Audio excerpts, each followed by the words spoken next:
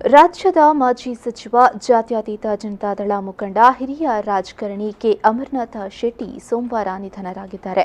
ಮೂಡುಬಿದಿರೆಯವರಾದ ಅಮರನಾಥ್ ಅನಾರೋಗ್ಯದಿಂದ ಮಂಗಳೂರಿನ ಖಾಸಗಿ ಆಸ್ಪತ್ರೆಯಲ್ಲಿ ದಾಖಲಾಗಿದ್ದರು. ಇಂದು ಬೆಳಗ್ಗೆ ವಿಧಿವಶರಾಗಿದ್ದಾರೆ. 1965ರಲ್ಲಿ ರಾಜಕೀಯ ಪ್ರವೇಶ ಮಾಡಿದ್ದ ಇವರು ಕಾರ್ಕಳ ತಾಲೂಕಿನ ಪಾಲಡ್ಕ ಗ್ರಾಮ ಪಂಚಾಯತ್ ಅಧ್ಯಕ್ಷರಾಗಿದ್ದರು. ಮುಂದೆ ಮೂಡುಬಿದಿರೆ ಪುರಸಭೆ ಅಧ್ಯಕ್ಷರಾಗಿ ಆಯ್ಕೆಯಾದರು. ಕಾರ್ಕಳ ತಾಲೂಕು ಮಾರುಕಟ್ಟೆ ಸೊಸೈಟಿ ಅಧ್ಯಕ್ಷ, ಸಹಕಾರಿ ಸೇವಾ ಬ್ಯಾಂಕ್ ಅಧ್ಯಕ್ಷರಾಗಿ ಕಾರ್ಯನಿರ್ವಹಿಸಿದ್ದಾರೆ. ಮೂಡುಬಿದಿರೆ ವಿಧಾನಸಭಾ ಕ್ಷೇತ್ರದಿಂದ 1983, 1987 ಮತ್ತು 1994 ಹೀಗೆ 3 ಬಾರಿ ಶಾಸಕರಾಗಿ ಆಯ್ಕೆಯಾಗಿ ಪ್ರವಾಸೋದ್ಯಮ ಮತ್ತು ಮುಜರಾಯಿ ಸಚಿವರಾಗಿದ್ದರು.